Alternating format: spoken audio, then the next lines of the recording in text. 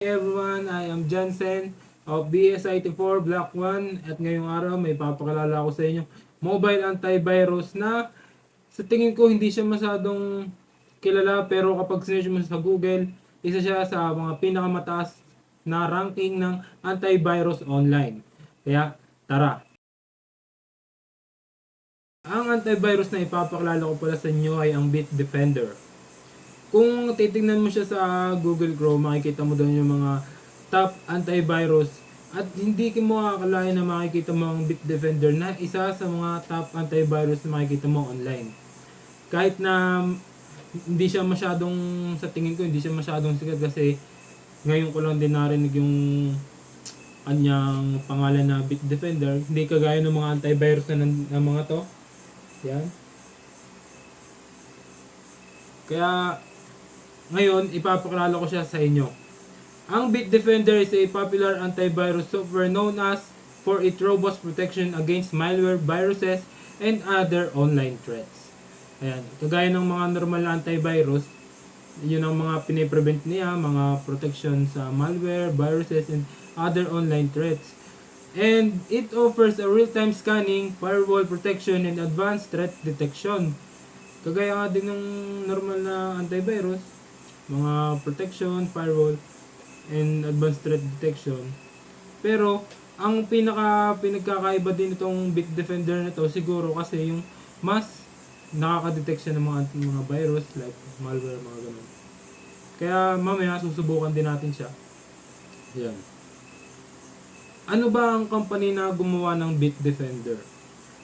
Bitdefender is developed by a cybersecurity company called Bitdefender SRL. It was founded in 2001 and has since become a globally recognized provider of cybersecurity solutions. Kagaya nga nung yung Bitdefender, ang Bitdefender daw ay mga nagpo-provide ng cybersecurity solution yung kanilang company. Kaya siguro naisipan nila maglabas ng isang antivirus na mas madaling gamitin and in other way libre lang. So kaya yun, maganda to.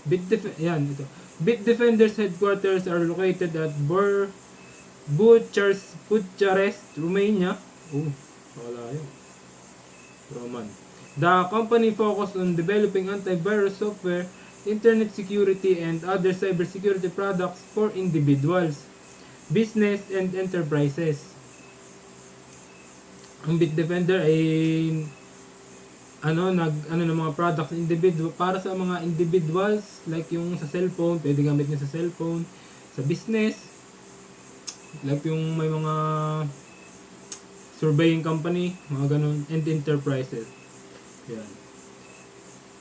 Ano ba ang advantages ng Bitdefender?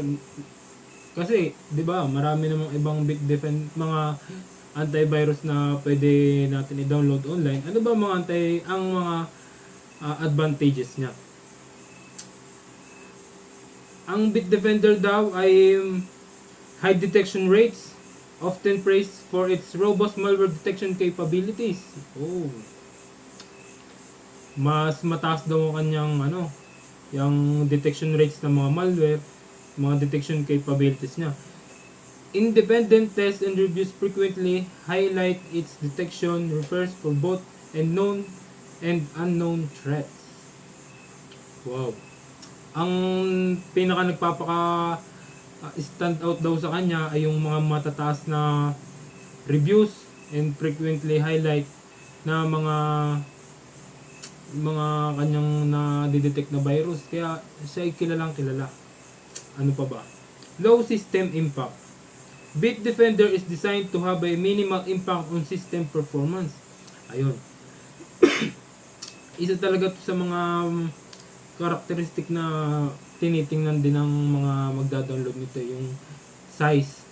Kasi hindi naman lahat ng cellphone mga matataas ang yung storage capacity. Kaya mahalaga din yung may mga mababa na mga size ng application para tipid din sa storage.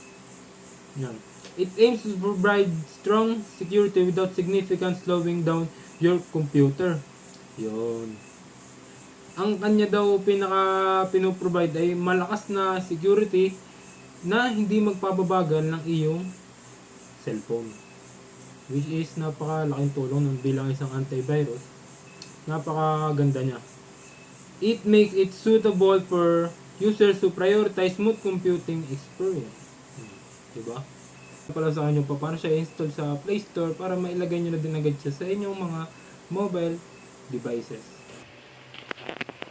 Yan, tuturo ko pala sa inyo paano i-download. Punta lang tayo sa Play Store. Tapos, pakita ko muna sa inyo yung ibang mga masikat na antivirus. Ayan guys. Meron dyan mga 500 million downloads, 100 million downloads, 1 million, 50 million, 10 million. Ayan. Kaya tingin ito mga napakasisikat ng mga antivirus. Ayan. Punta tayo kay Bitdefender. Ayan. Marami siyang mga option guys. Ayan o. Bitdefender Parental Control. Uy, parang maganda gamitin din yun. Kaya next time, testing natin yun i-download. Pag download natin, makikita natin 25 MB lang to guys. Hindi siya masyadong malaki. Kaya swak na swak to sa mga cellphone.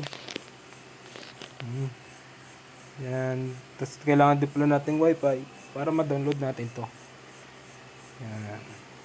Tapos yan, open lang natin. Pagka-download, open. Yan, continue. Agree lang tayo sa mga terms and conditions nyo ha. Tapos may mga instruction na lalabas yan. Tapos ito pala, gagawa tayo dito ng account guys.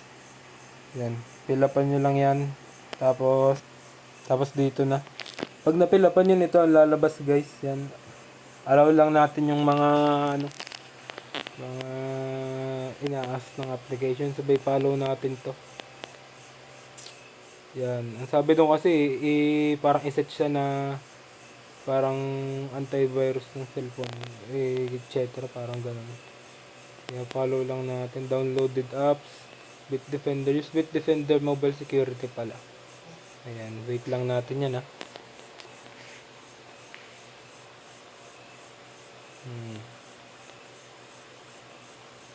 Tapos yan, nakapasok na tayo sa loob. Ito makikita natin guys.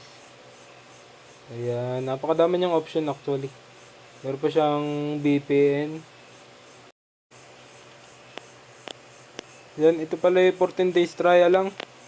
Kaya pag nagbili tayo nito, makikita natin dito, oh, protect up to 5 devices, complete protection for Windows, macOS, mga ganun. Tsaka dito naman sa complete protection for Android devices. May mga different na presyo yan. Kaya kung medyo may budget kayo at gusto nyo ng medyo magandang antivirus, pwede nyo siya i-purchase. Yan. At ito, dito ko na pala ito tatapusin. Maraming salamat sa panonood guys. Thank you.